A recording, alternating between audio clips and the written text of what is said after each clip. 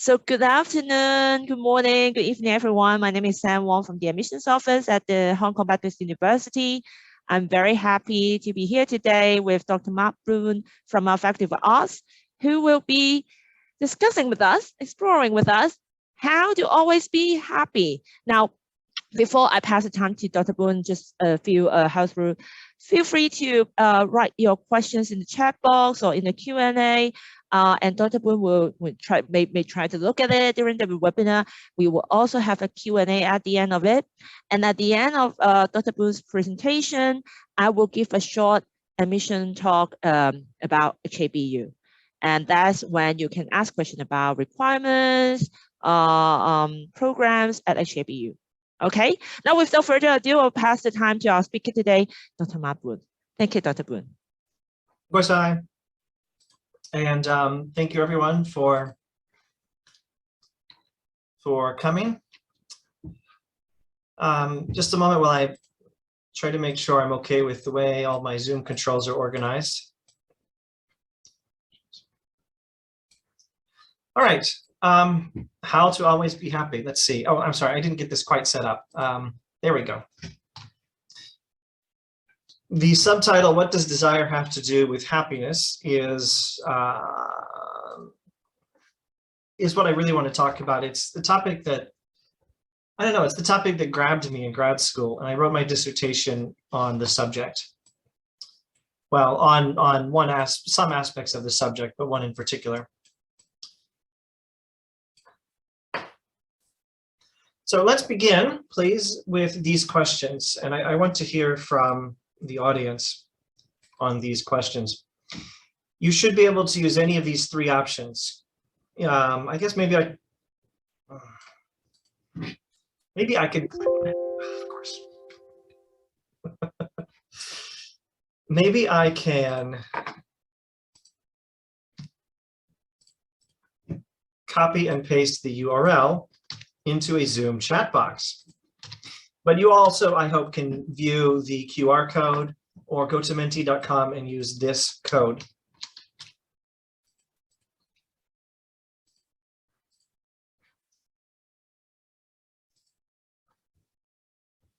So please go there and answer a few questions on desire and happiness. Let's see, I think you can see what I can see, and I can see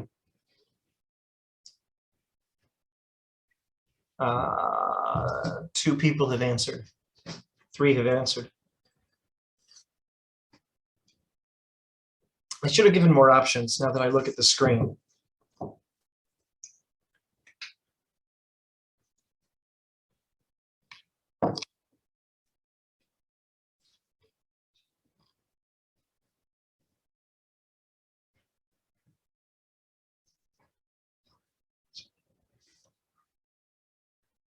Ah, wait, anyone who's just showing up doesn't have the, anyone who's just showing up, you can see at the top of the screen what I'm asking you to do. Go to menti.com and use this code. I'll enter into the Zoom chat box for anyone who just showed up another URL. I think we've put it in there 3 times, but anyone who shows up late might need it. All right. So what do we have? Something like 33 people in here. Maybe I should answer myself. No, then you'd have to see, then you'd see my answers. I'll just let you all answer. Video games. I thought that would be an answer that some people would choose, but apparently it's not very popular.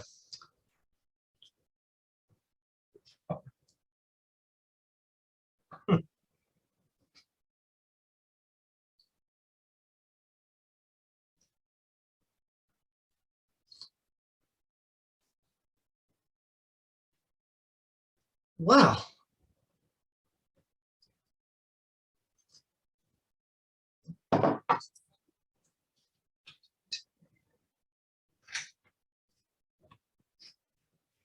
All right, 22 answers, maybe another 30 seconds.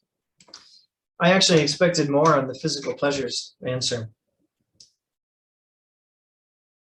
I did not expect quite so many God, love, and justice answers, although I'm not at all surprised to see a nicer home, money, fame, popularity, and power.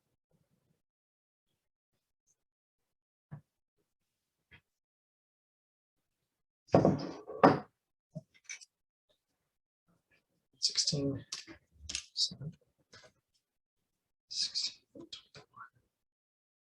21. Wow. All right, let's do the next question if I can make the technology work.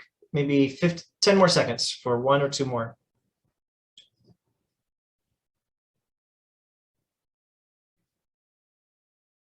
Okay, now, unfortunately, it's been too long since I've used Mentimeter. There we go. Probably one of these things will let me go to the next question. All right. So here's the next question for you. Not everyone answered with money, though.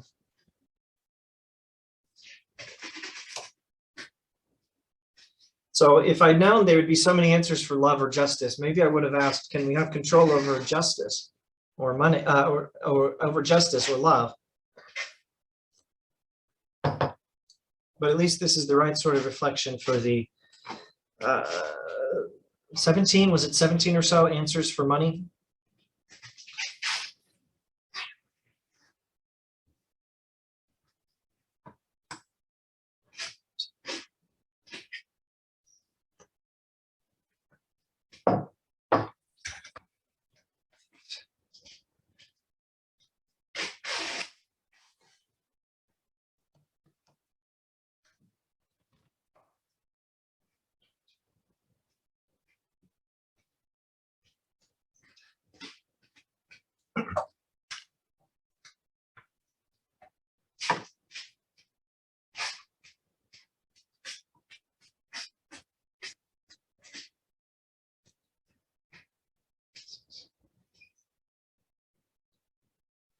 Maybe another 10 seconds.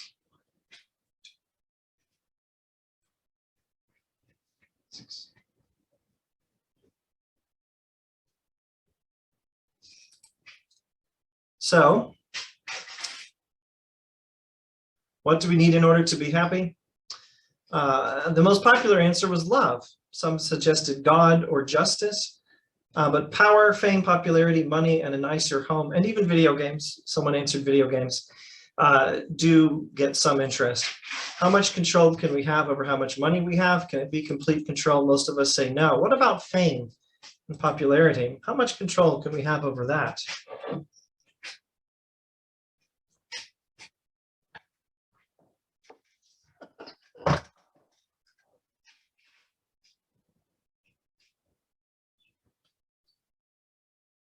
A much stronger majority for no on this question.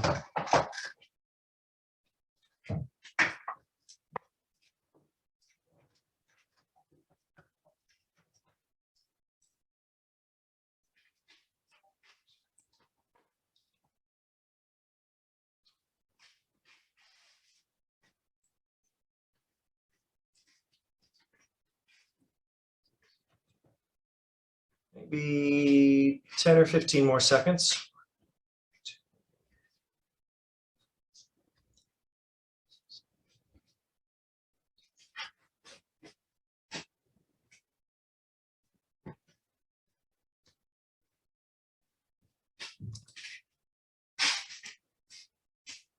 Now, how much control can we have over how much power we have?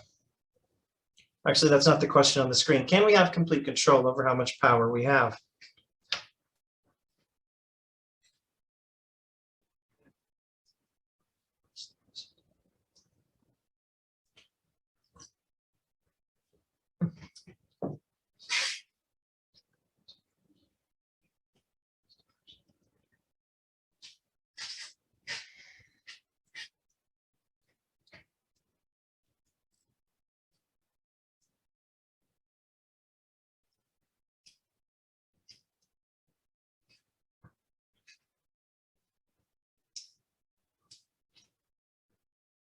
And this one has more yes answers than I expected.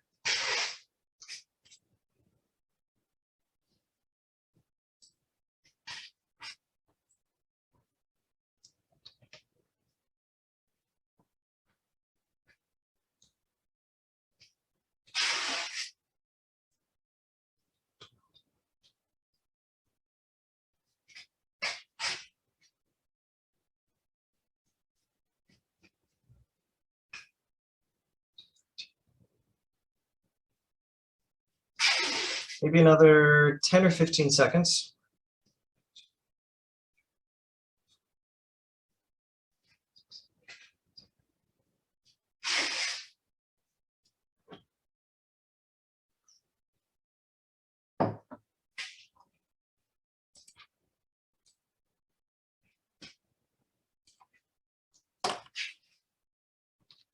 And if anyone just showed up, I think there may be 3 newcomers. You may at least be able to join for this last question. How much control do we have over any of these things? Love, justice, God, money, power, fame, video games, a nicer home.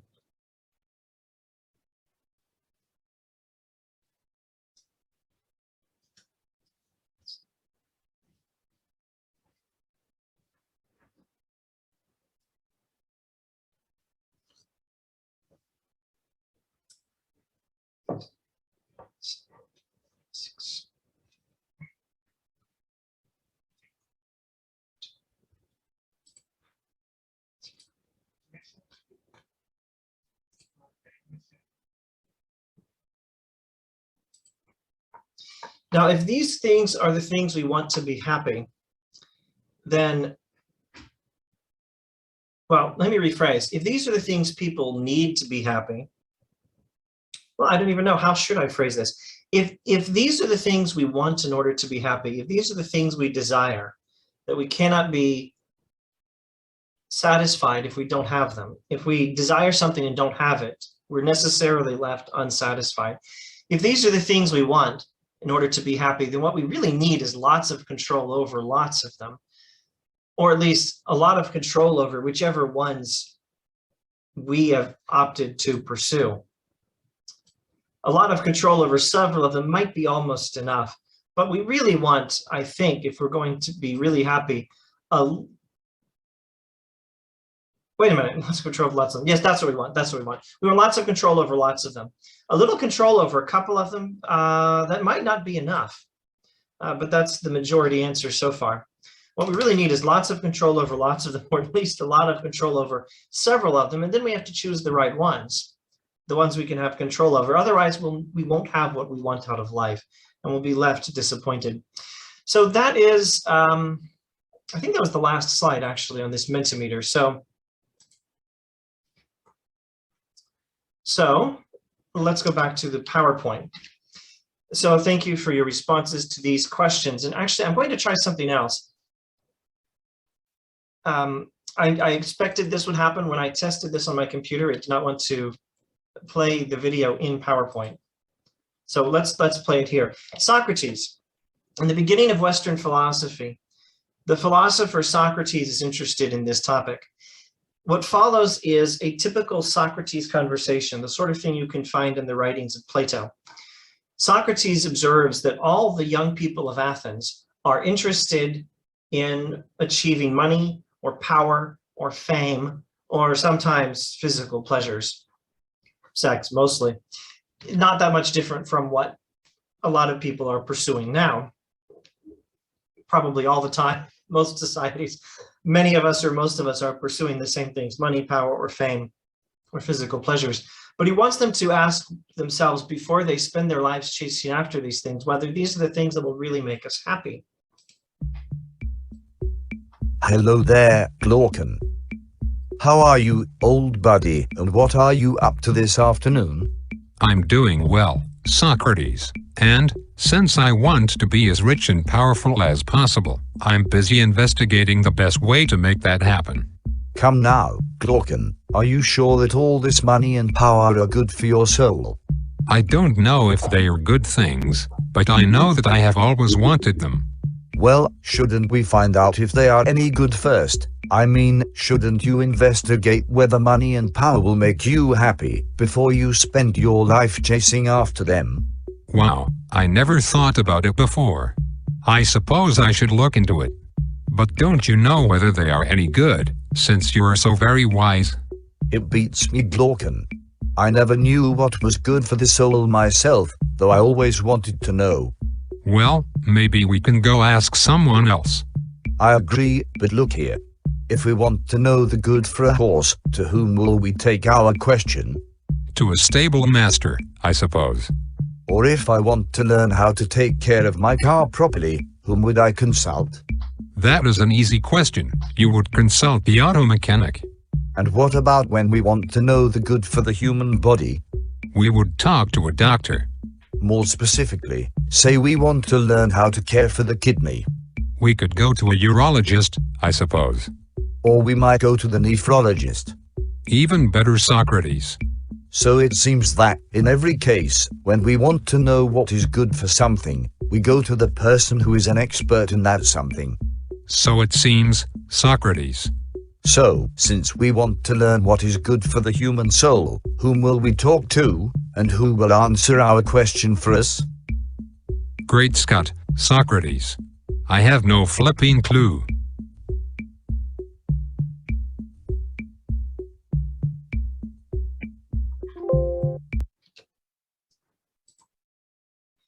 All right. So Socrates observes that young men in Athens, incidentally, it's always men in that particular cultural context. He doesn't talk to women a lot, but he observes that the young men of Athens are always pursuing the same things: money, power, fame, or physical pleasures. And they assume that this will make them happy, but they've never stopped to ask whether this will really make them happy. And Socrates has this idea that there is such a thing as the health of the soul, or the proper function of the human soul. Much like there's a proper function for the body, there's such a thing as a health for the body. You know, tea is healthy within certain limits. Tea is healthy, and peanuts are healthy, and this is okay. Chocolate sweets are okay, but not too much. And we can learn about what is healthy for the body. Well, isn't that true of the soul also?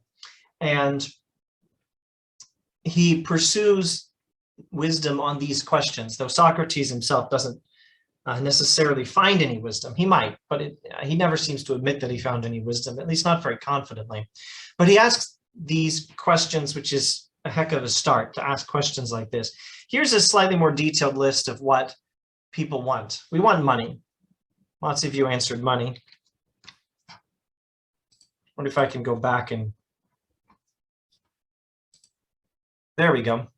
19% answered money, although love was still the most common answer. So I should probably say something about that. We want money. We want more. How much money is enough money? Well, if you imagine an extra, say, I don't know, what's the number? $10,000, 10,000 Hong Kong, 10,000 US, whatever. Would you like to have an extra $10,000? Well, yeah, if you're smart, you might think, wait, what about the tax consequences? But say $10,000 with no tax consequences. Would you prefer that? Yes. But if you had that, would you wish you had a little more? Another 10,000? Sure. How many times getting 10,000 extra dollars with no tax consequences will not leave you thinking, gee, I'd like to have more. I know I'd love to have another 10,000 and another 10,000 and another 10,000. Also power, this is what we often want. We want fame. If I'm famous, there's always someone more famous than I am, and I'm going to envy that person if fame is what I think I need to be happy.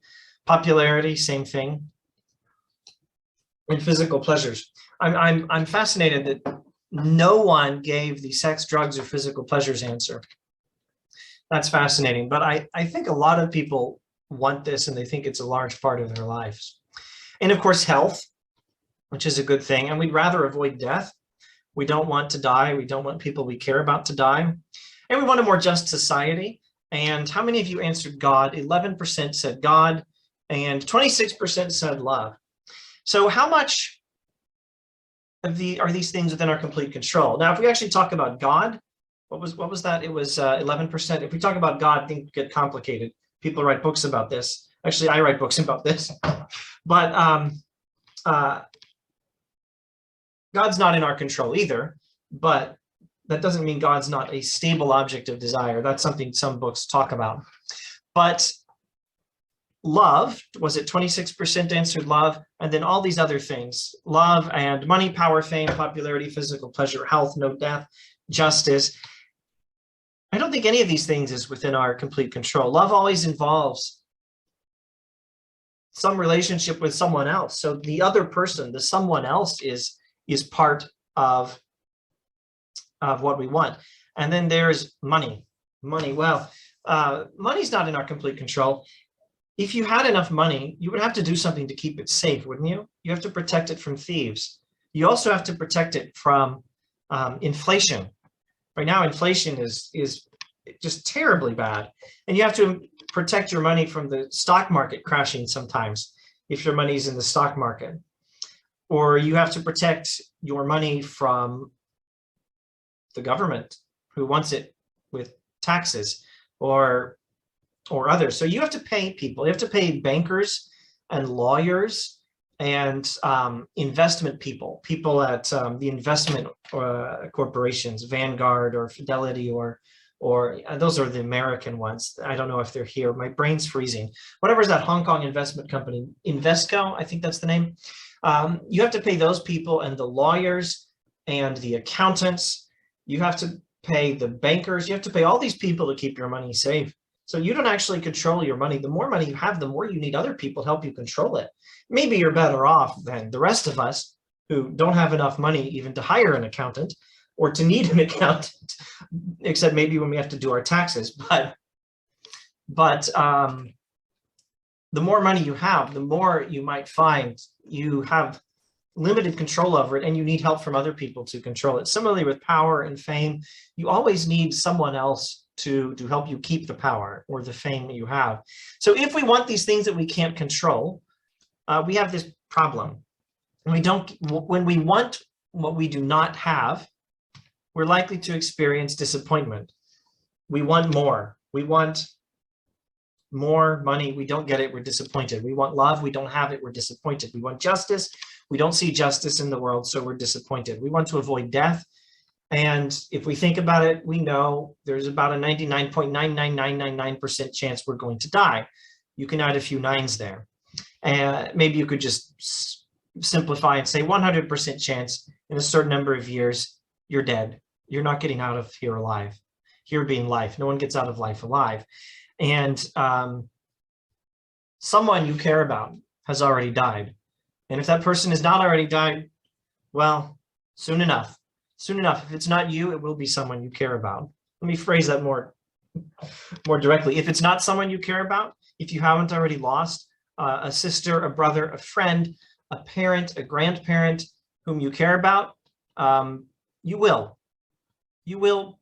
And the more time it takes for you to not lose them, the sooner it's going to be in your future, unless you're the one who dies.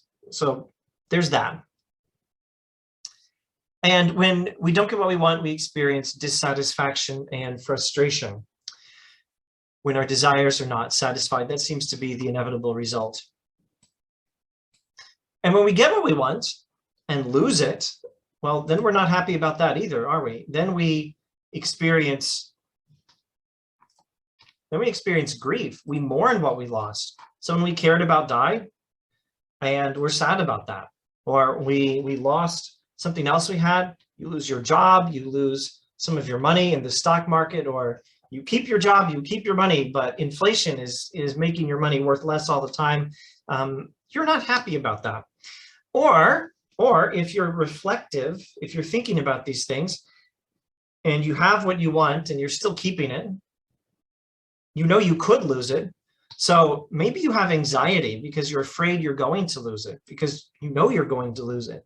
You're not going to hold on to any of it for very long, unless some of these things are eternal things.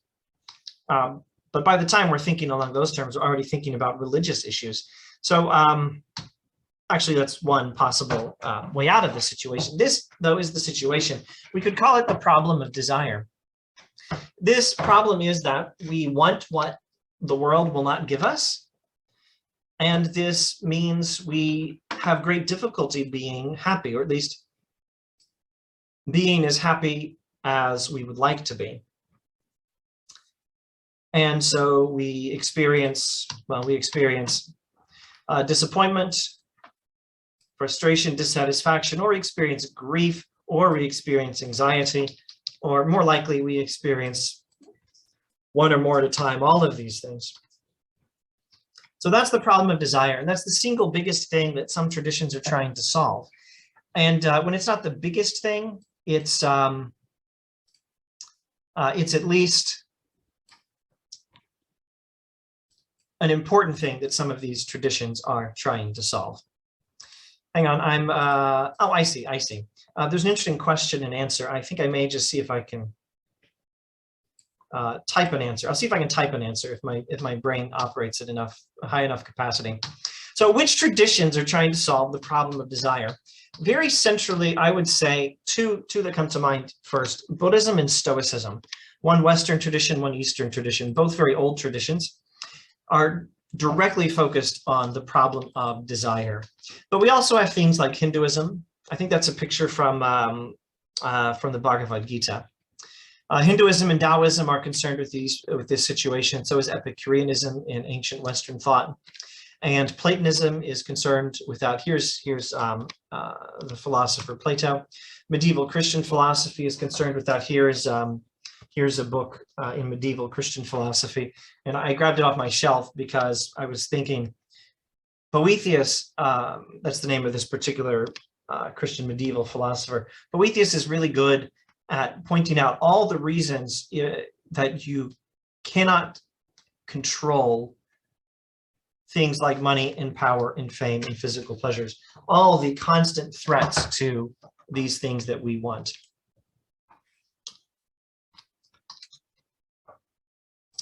And then there's medieval Islamic Sufi philosophy, which is very much interested in this question as well. That's a picture of Ibn Tufil in the medieval Islamic Sufi tradition. They're also interested in the problem of desire. Oh, and Western Enlightenment philosophy is interested in that as well. And that leads us to this analysis. The problem of desire is basically just that the world and desire don't fit. Desire is always more than the world will give us.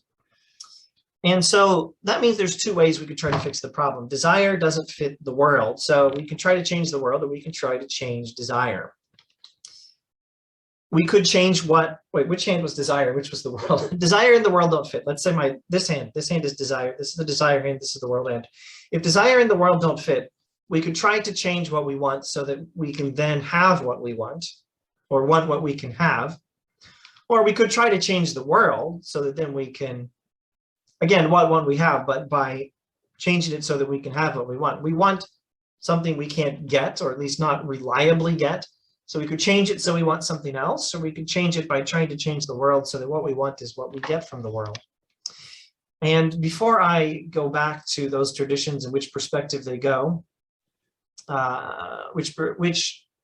I go back to those traditions and which of these strategies they adopt, since I find I can't actually think about all the things I would like to be thinking about at the same time, I think I will go to the question answer thing. I will not type an answer. I will just respond orally. Hania Nord asks, what about the 0.000, I don't know how many zeros, 1%.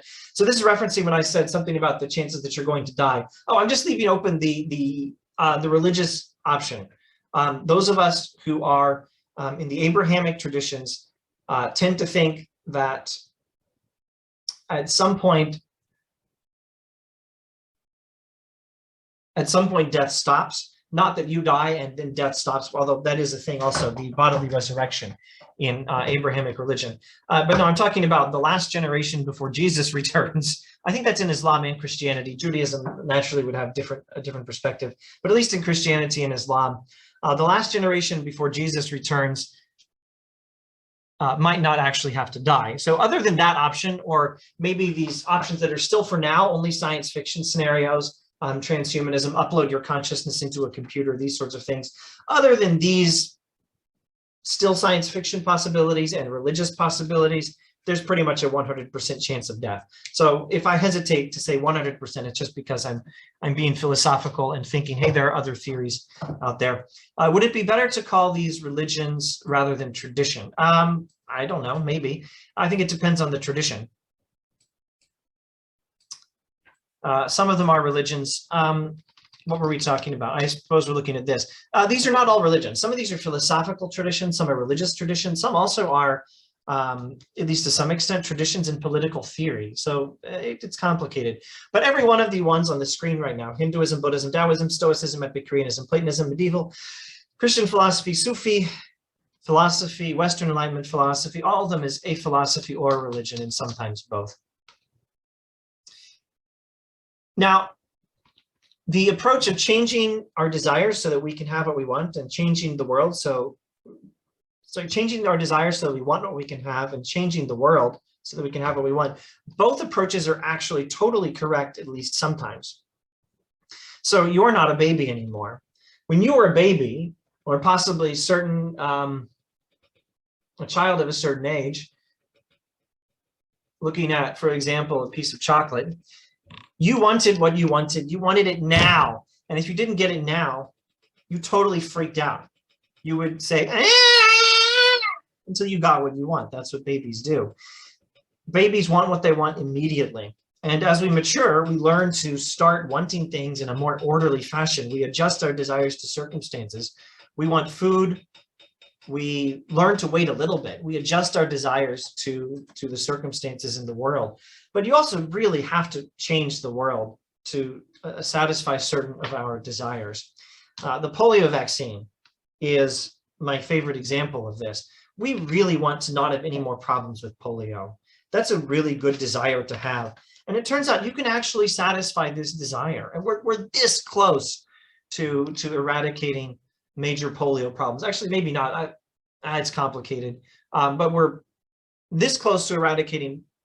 Let me rephrase that. We've eradicated nearly all polio problems, and what's left is very small. And maybe we're close to getting rid of what's left, although I'm not enough of a doctor to say for sure. So we have to do the strategy of change desire to fit the world sometimes. That's why we're not babies anymore. And we have to do change the world to fit our desires sometimes. That's why we have polio vaccines. Thank heaven we have polio vaccines.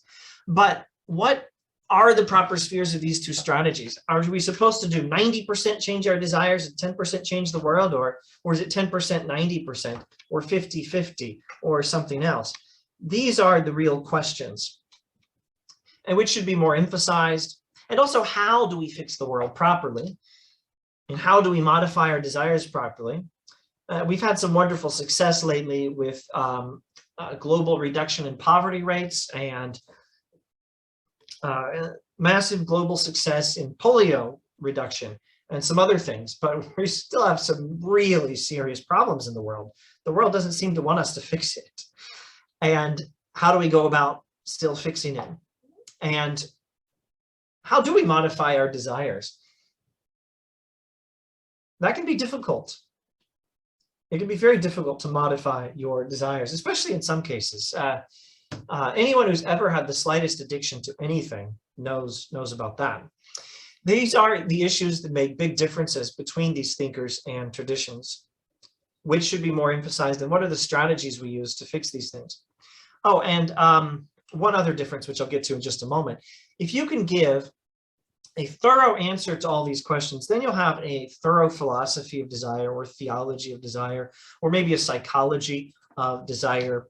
And that's what comes up when I study these traditions. I may have to hold that other question for later. I can't think about that right now. All right, but yeah, keep questions and comments coming. Okay, so generalizing a little bit, those Western Enlightenment philosophers I mentioned, they're taking the second approach. Desire doesn't fit the world. We can change desire, we can change the world. The Western modern philosophers try to change the world to match our desires better. Those earlier traditions are generally trying to change desire to fit that which we desire. There's desire and there's what we desire. Desire and its object aren't fitting. These earlier traditions are trying to change desire so that it will fit its object. But there's two ways of doing that. One way is just to desire less. If the problem is that we desire something the world will not give us, we just change what we desire so that it will then fit the world.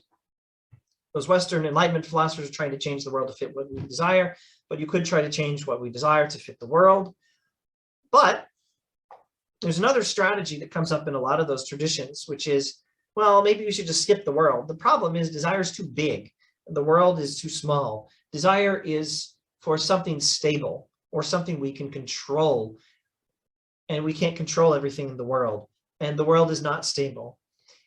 So point desire higher, something else, something beyond this world. That's where these traditions get more religious. But not always. The Buddhist tradition and the Stoics and Epicurus in ancient Western philosophy do that first option. Strategy 1A, desire less, cut desire down to size. Strategy 1B is something you find in those Islamic Sufi mystic folks, and the Bhagavad Gita in Hinduism, and the Platonists, and some Christian medieval philosophers like St. Augustine.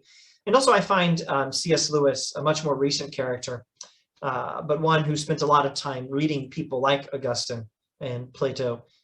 C.S. Lewis, I find, is representing the 1B tradition in the modern world.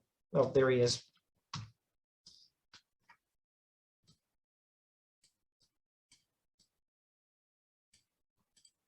Now, I think I have 3 slides now giving a few examples. Now, this is not nearly enough detail. You need whole books about this stuff. But with just a little bit more detail, looking at 3 examples. Buddhism gives advice on being happy, which generally involves things like desire less. If desire doesn't fit the world, change desire to fit the world. And in particular, learn the truth about things. Things are impermanent. My nice teacup is not going to last forever, and my body will not last forever. Nothing I'm interested in life will last forever.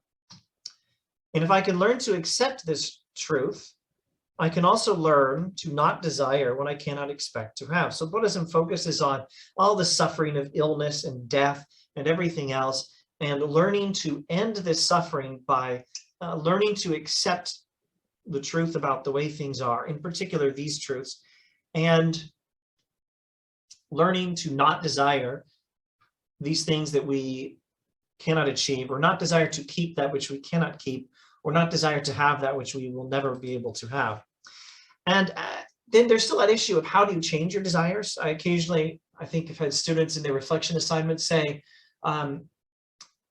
these strategies, like in Buddhism, are not very realistic because it's difficult to change our desires. And I have to type up a response to my students because they tend to, this is a Moodle reflection assignment or something.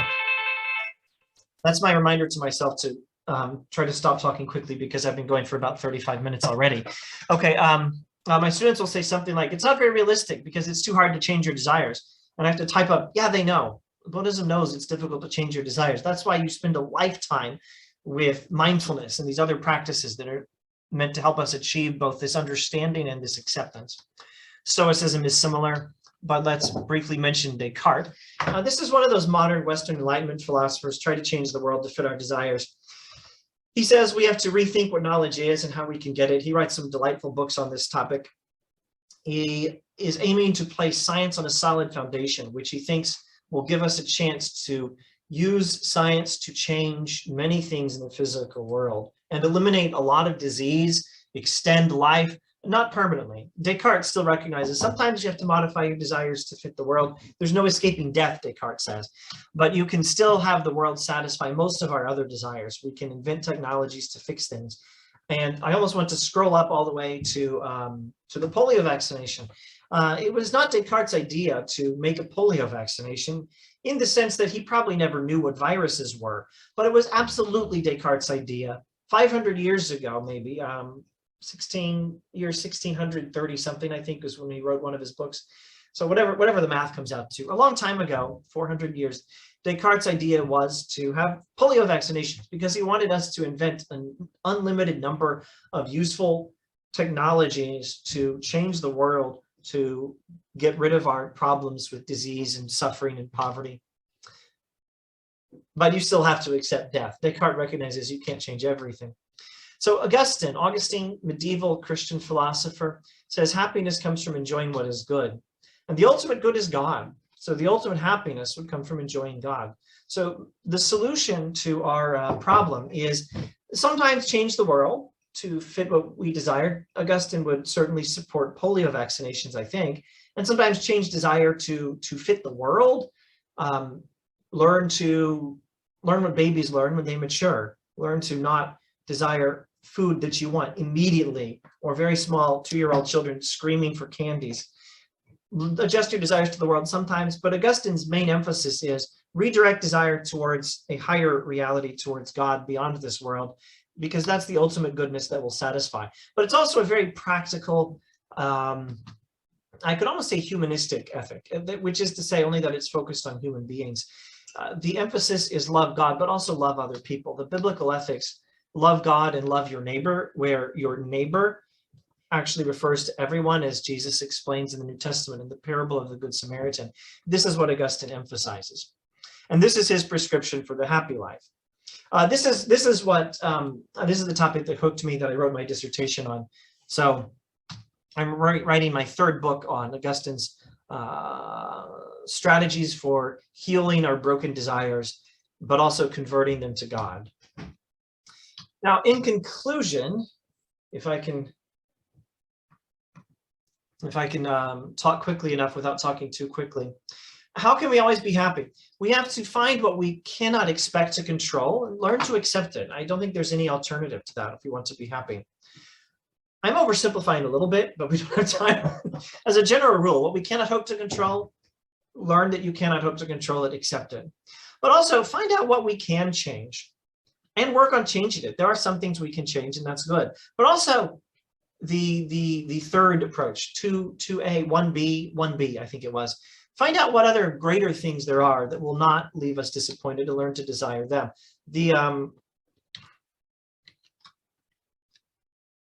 Maybe the 11% who mentioned God were looking that direction, or maybe the 26% who mentioned love, but it depends on what sort of love we're talking about. And maybe you're thinking, but wait, which things are which? And if that's what you're thinking, like, which strategy am I actually recommending? The Descartes, the Buddhism, the Augustine, or something else? And which one should we emphasize the most? Should we emphasize the most this one, or this one, or this one? If you're thinking that, my answer is you're correct. Because that is the right question. I haven't actually given you the answer yet. I'm not even sure I can in this context. One reason is I'm not actually quite sure it's my job. I'm presenting the issues. I'm more a professional philosophy teacher, than a pastor. If you want me to tell you, I mean, I tend to agree with Augustine. I have the Christian perspective on this. My position on the subject is, I don't know, maybe 90% Augustine and 10% some other things. Actually, 90% Augustine, 70% other things, but only 10% is not compatible with Augustine. There's a lot of overlap in the different insights here, and a lot of compatibility even when they don't overlap. But anyway, one very good reason, I can't say a whole lot more, is we just don't have time. Answering in detail these questions would be giving you a whole philosophy or theology of desire. Instead, I'll give you something else. I mentioned Socrates is pursuing wisdom on the proper function of the soul, and this connects to his question as to whether we are desiring the right things when we're living our life for money, power, fame, physical pleasures. And there is a new tradition in psychology going back to more or less the year 1998. And a guy named Martin Seligman helped to found it. It's called positive psychology.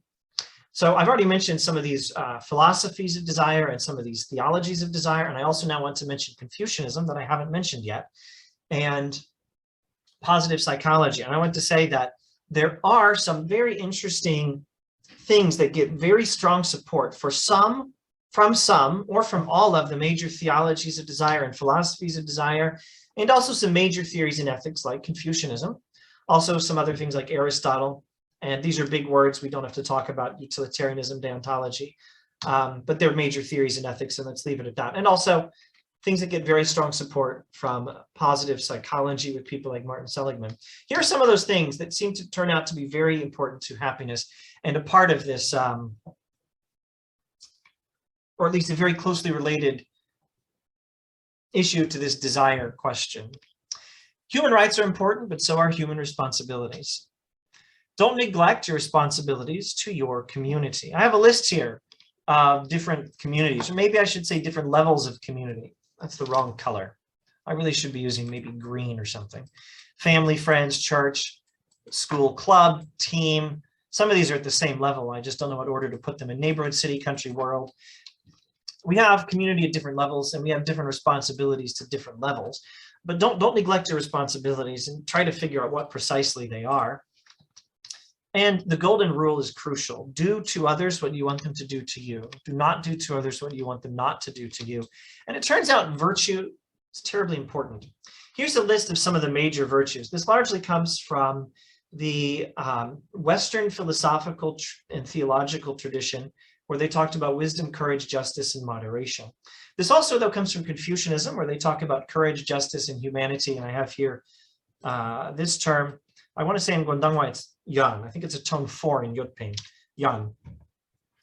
And positive psychology also talks about this. I think when that psychologist I mentioned, Seligman, Martin Seligman, when he writes his book on good character traits, I think this is the list of virtues he gives, borrowing from Confucianism and from Western reflection as well. Anyway, these are some of the things that I think will be a large part of the correct answer, although I'm not giving you the full answer just now. And okay, and that was all. Okay, so there is a short introduction to this topic that I typed up on the internet if anyone wants to read it, though I think this presentation has covered more information than was in the short written intro.